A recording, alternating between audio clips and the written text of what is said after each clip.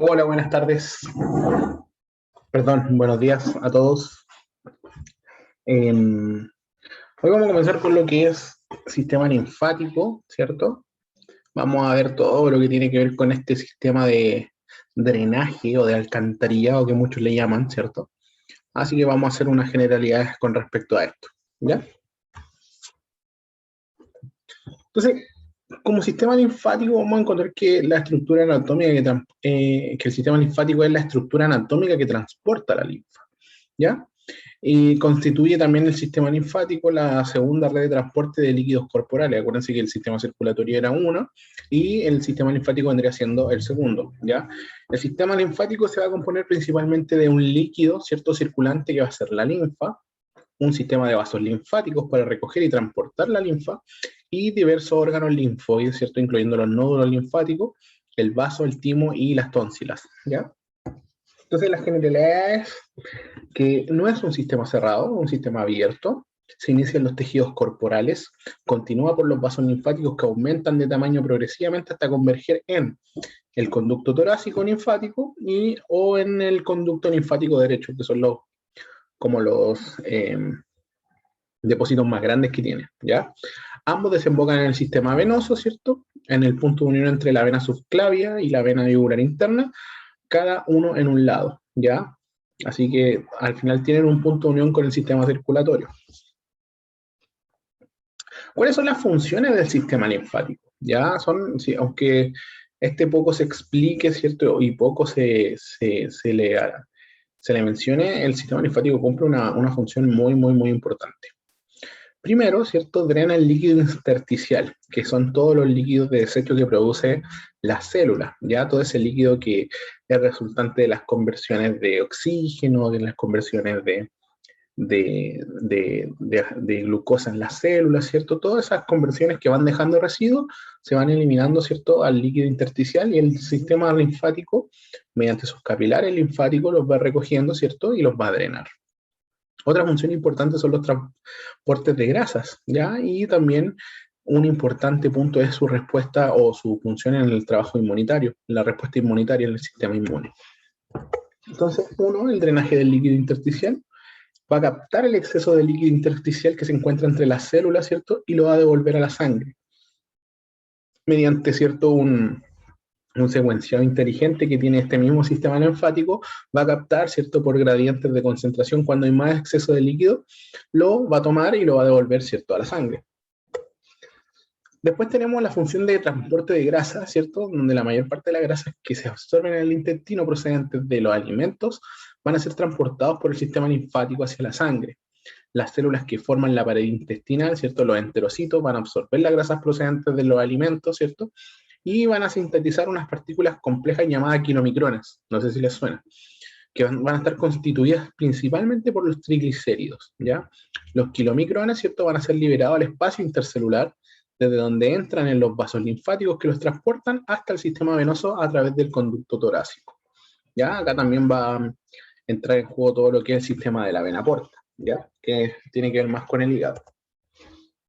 Y después, ¿cierto?, en la respuesta inmunitaria vamos a encontrar que los linfocitos T, los linfocitos B y los macrófagos que están presentes en los ganglios linfáticos van a reconocer y van a eliminar sustancias extrañas, ¿cierto?, y microorganismos patógenos potenciales, ¿ya? Entonces, todo, ¿cierto?, nuestros niveles de defensa a nivel inmunitario van a estar, o los vamos a encontrar en la linfa, ¿ya? ¿Cuáles son los componentes del sistema linfático? ¿O qué estructuras van a componer el sistema linfático? ¿Cierto? Y si lo hacemos así como un símil con el sistema circulatorio, ¿cierto? El sistema circulatorio está compuesto por la sangre, ¿cierto? Los vasos, tanto arteriales como venosos, y también por el corazón, ¿ya? Y acá es lo mismo, exactamente lo mismo, muy parecido. Entonces tenemos la linfa, vamos a tener los vasos linfáticos, y vamos a tener a los órganos linfoides, que van a ser los nódulos linfáticos, el vaso, el timo y las tónsilas, ¿ya?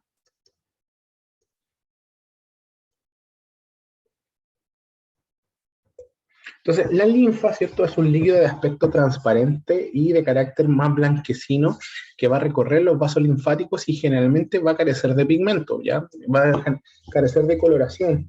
Y esta carencia de coloración le va a dar este aspecto como blanquecino. De hecho, podría llegar a ser hasta un poco transparente, ¿ya? Se produce a partir del exceso de líquido que sale de los capilares sanguíneos al espacio intersticial y es recogido y transportado por los capilares linfáticos que drenan a vasos linfáticos más gruesos. Ya si es el mismo sistema de colección, ¿cierto? En donde van desde pequeños vasos, ¿cierto? Pequeños capilares, van engrosándose, van anastomosándose, ¿cierto? Yendo, ¿cierto? A lugares mucho más amplios y gruesos, ¿cierto? Y a colectores también mucho más amplios con una red mucho más amplia de capilares, ¿ya?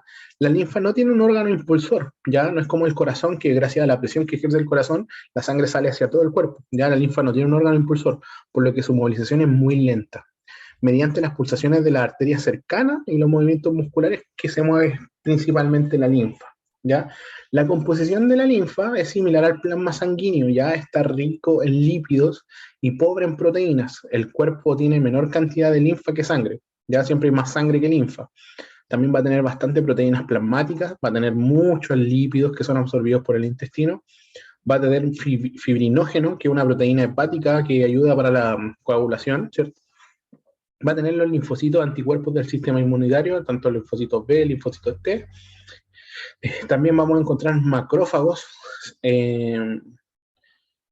de células cancerígenas, ya por ejemplo los grandes, estos macrófagos o las células fagocitarias, que van a ir a buscar a las células cancerígenas y las van a comer, a literal las van a comer, ¿cierto? Las van a fagocitar. Vamos a encontrar también mucha agua, vamos a encontrar gérmenes, un montón, y muchos desechos metabólicos. En todo esto lo vamos a encontrar en el inicio. Después vamos a tener los vasos linfáticos, ¿ya? Y las redes linfáticas ganglionares son bastantes, ¿ya? Los vasos linfáticos son canales delgados y diminutos que transportan material de desecho, ¿ya? Células del sistema inmunitario, ¿cierto? En un líquido llamado linfa, que lo acabamos de ver. Se van a distribuir por todo el cuerpo, llenando los espacios intersticiales de las células, ¿cierto? Y desembocando, ¿cierto?, en pequeñas estaciones llamadas ganglios linfáticos, ¿ya? Generalmente cuando usted dice, ay, se me inflamó un ganglio ahí por la axila, por el cuello, por la ingle, son estos ganglios linfáticos, ¿ya? Entonces van a distribuirse estos vasos por todo el cuerpo, ¿cierto? Y van a desembocar en pequeñas como estaciones, ¿cierto? O depósitos llamadas ganglios linfáticos, hasta terminar, ¿cierto?, en la circulación venosa sistémica, que es la circulación venosa que vimos ayer, o perdón, el día miércoles.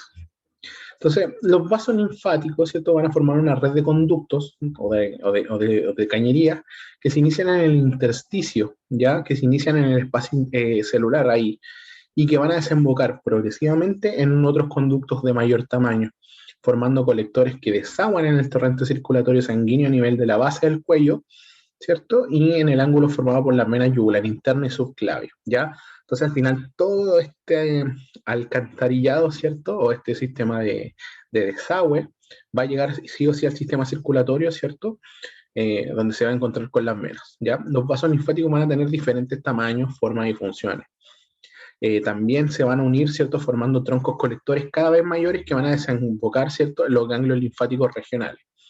Y también los vasos linfáticos que transportan la linfa a los ganglios linfáticos se van a denominar vasos linfáticos aferentes, ¿ya?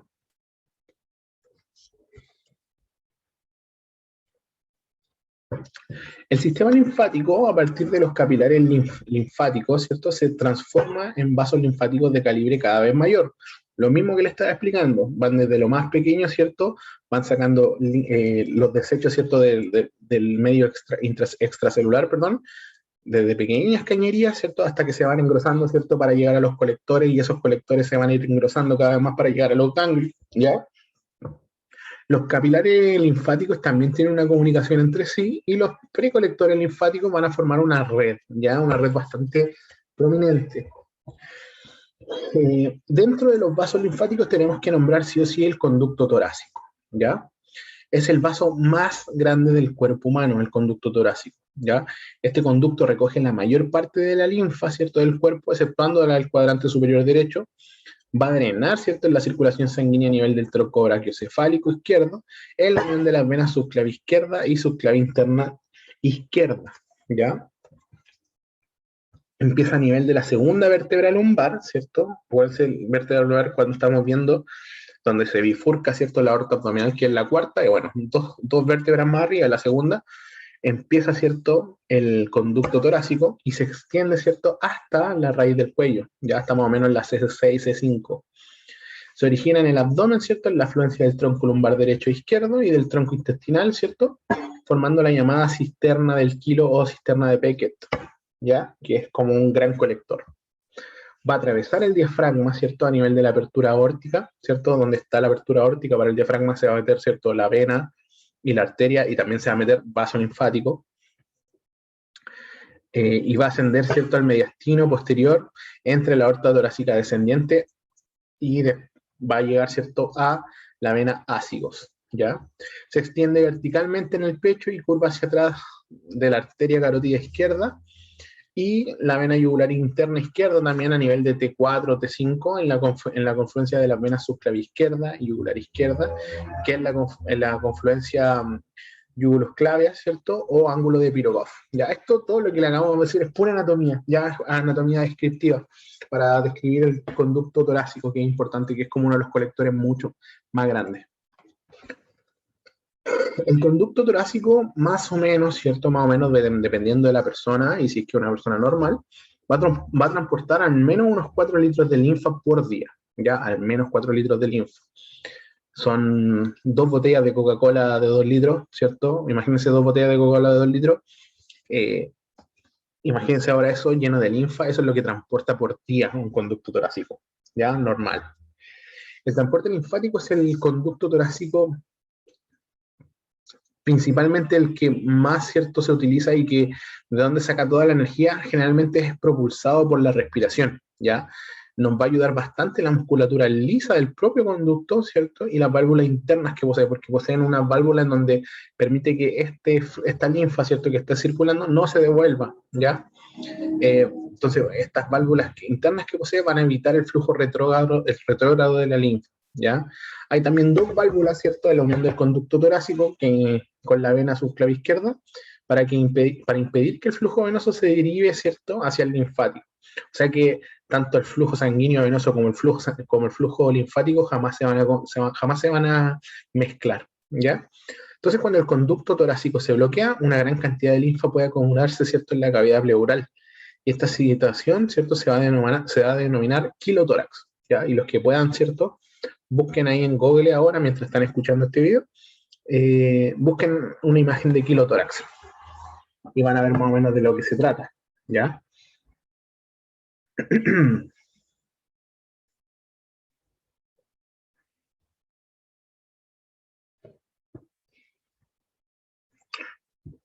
El conducto linfático derecho, o gran vena linfática, es un vaso linfático que transporta la linfa procedente del miembro superior derecho y la mitad derecha del tórax, la cabeza y el cuello.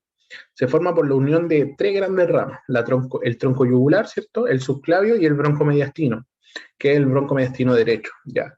Va a desembocar en el sistema venoso en el ángulo formado por la vena subclavia derecha y la vena yugular interna derecha. Va a medir aprox entre 1,5 y 2 milímetros de diámetro y entre 15 y 17 a 20, ¿cierto?, centímetros de longitud, ¿ya? Transporta un volumen de linfa inferior al otro vaso principal del sistema linfático, como 1,2 o 1,5 litros, ¿ya? Ahora vamos a hablar de los órganos linfoides, ¿cierto? ¿Qué son los órganos linfoides? Primero tenemos que saber que tenemos 4 órganos linfoides. Vamos a tener los nódulos linfáticos, el vaso, el timo y las tónsilas, ¿ya? Entonces, los nódulos linfáticos son los ganglios linfáticos, también llamados nodos linfáticos, que son unas estructuras ovaladas o reniformes con forma de riñón, ¿cierto? Encapsuladas, que forman parte estructuralmente del sistema linfático y funcionalmente del sistema inmunitario. ¿Ya? Entonces, cuando de repente usted se siente, está con un resfrío, con un proceso infeccioso, y se pasa la mano por la cavidad axilar, siente como una pelotita inflamada y esa pelotita llega a doler. Bueno, tiene un ganglio inflamado, que se le llama. ¿Ya? Esto significa que ese ganglio inflamado está trabajando a su máxima potencia, porque ahí está el sistema inmune, hay alojadas muchas células del sistema inmune. Se ubican a lo largo del trayecto de los vasos linfáticos formando cadenas o racimos, ¿ya? Y una de las cadenas más importantes, ¿cierto? Las más abundantes son la cadena axilar, ¿cierto? La cadena la cadena cervical. Después vamos a tener otra cadena de forma inguinal, ¿cierto? Y también otra cadena grande que tenemos a nivel de miembro inferior, va a ser la cadena poplitea. Acá están justo en los dibujitos, ¿cierto? Tenemos acá la cadena cervical. Si se dan cuenta, hay bastantes ciertos nódulos. Después tenemos las cadenas axilares. Después vamos a tener las cadenas inguinales. Y por último vamos a tener las cadenas popliteas. ¿Ya?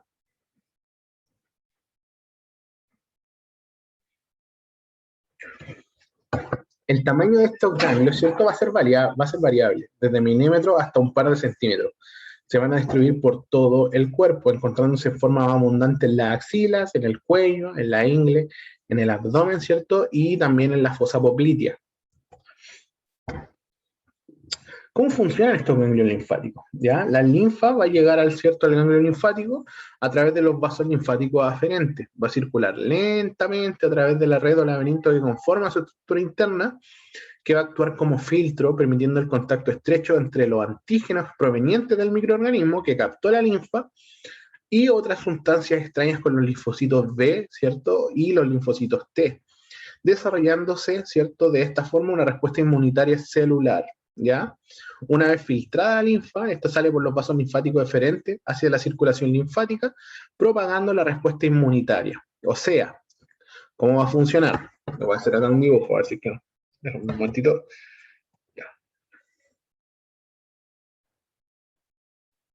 Le voy a hacer el dibujito acá. Imagínense, acá tenemos un ganglio, ¿cierto? Uno de los cuantos que tenemos, ¿cierto? En la red axilar, la red inguinal.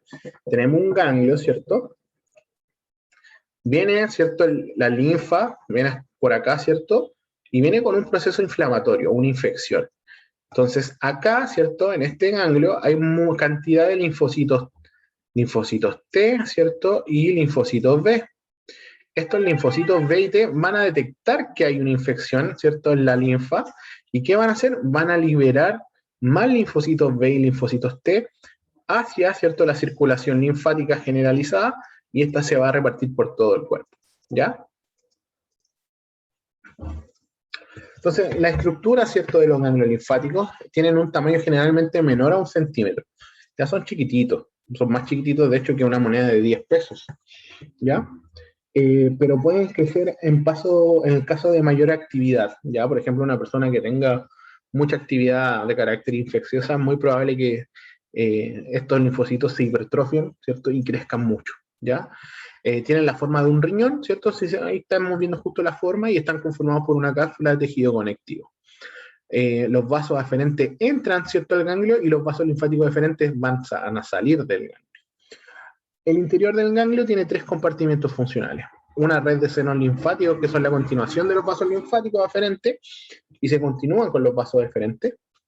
Una red de vasos sanguíneos, por la cual las células sanguíneas, especialmente los linfocitos, acceden al ganglio, ¿ya? Y por último vamos a tener el parénquima del ganglio, que se va a dividir en una corteza y en una médula, ¿ya? Vamos a hablar ahora de la circulación tanto sanguínea y la linfática. Entonces, los vasos linfáticos aferentes que conducen la linfa van a penetrar el ganglio por el lado convexo de la cápsula, ¿cierto? Por el lado, en este caso, en el lado superior. La linfa llega entonces al seno subcapilar marginal, entre la cápsula y el parénquima, o más que nada al centro del ganglio.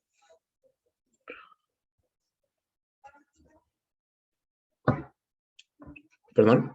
Va a continuar, ¿cierto?, por el laberinto de los senos corticales, atravesando, ¿cierto?, la corteza en forma paralela a las trabéculas, ¿cierto?, siguiendo luego por los senos medulares muy tortuosos, y cuando me refiero a muy tortuosos, con mucha dificultad, van a llegar al hilio y va a salir por el vaso linfático eferente. Las arterias van a ingresar por el hilio del ganglio linfático y se dividen en arteriolas que se van por las trabéculas. Algunas van a abandonar, ¿cierto?, estas trabéculas, ¿cierto?, en forma de capilares que circulan por los cordones, ¿cierto?, medulares. Otras arteriolas llegan hasta la corteza, donde forman una red capilar, luego la retornan por vénulas postcapilares a través de la paracorteza, ¿cierto? Y luego la médula, ¿ya? Donde los cordones medulares van a ir uniéndose, ¿cierto? Formando vénulas más grandes que acompañan el recorrido arteriolar, ¿cierto? Hacia el ilio, ¿ya? El ilio es el interno, es como el núcleo.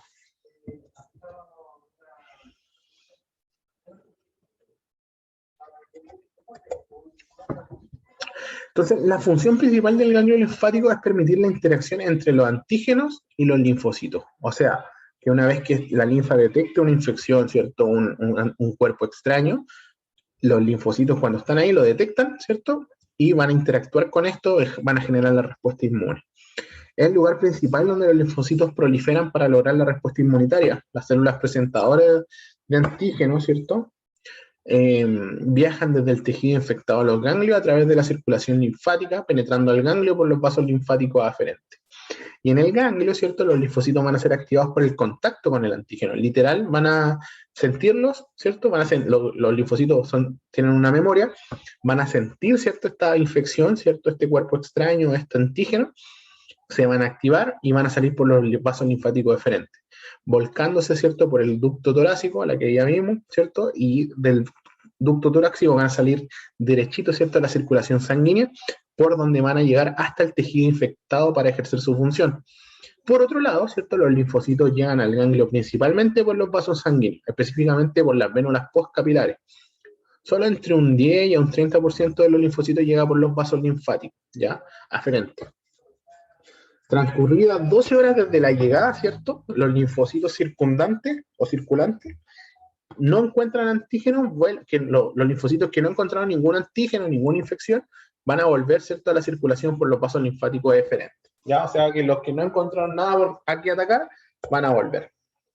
Y, ¿cierto? Ahí estamos viendo un dibujo más específico, ¿cierto?, de cómo es la anatomía, ¿cierto?, del sistema linfático, en donde acá sale explicado del conducto torácico, que es uno de los más importantes, ¿cierto? Acá tenemos una red ganglionar cervical, red ganglionar axilar, red ganglionar inguinal y abdominal, y la red ganglionar poplitea, ¿ya?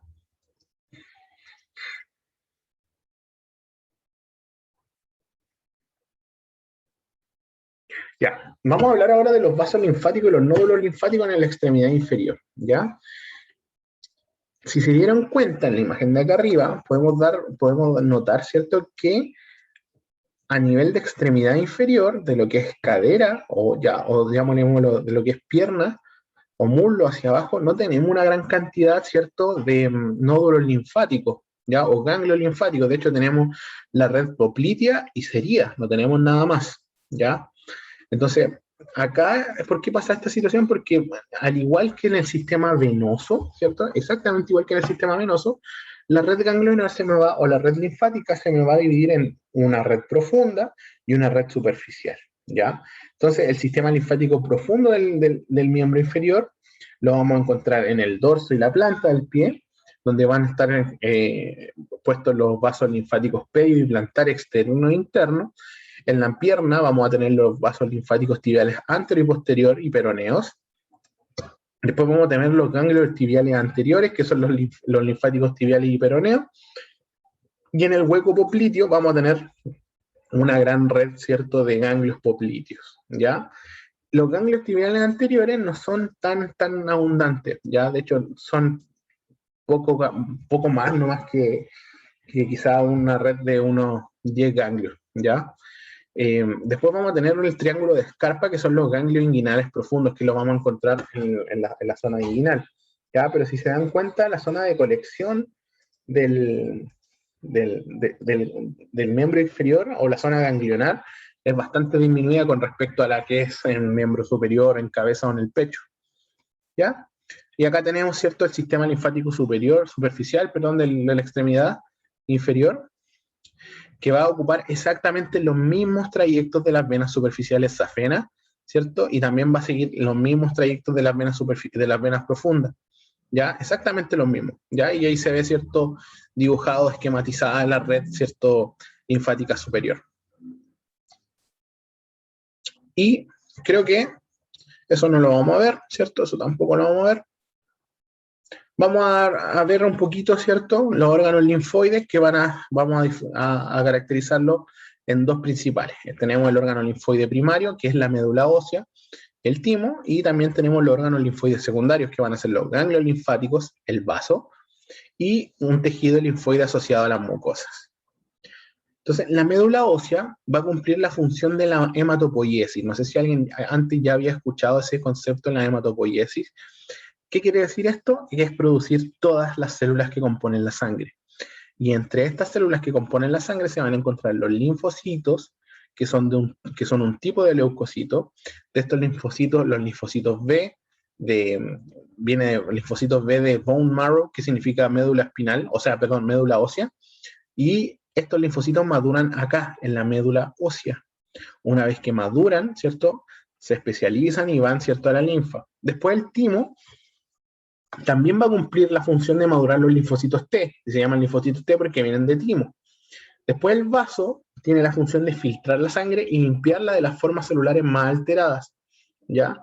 Después tenemos los ganglios linfáticos, que ya hemos hablado, ¿cierto? Son pequeñas acumulaciones de tejido linfoide envueltas por una cápsula, ¿cierto? En forma de riñón, que se interponen en el recorrido de los vasos linfáticos. En el organismo humano existen aproximadamente entre unos 500 y unos 1000 ganglios linfáticos.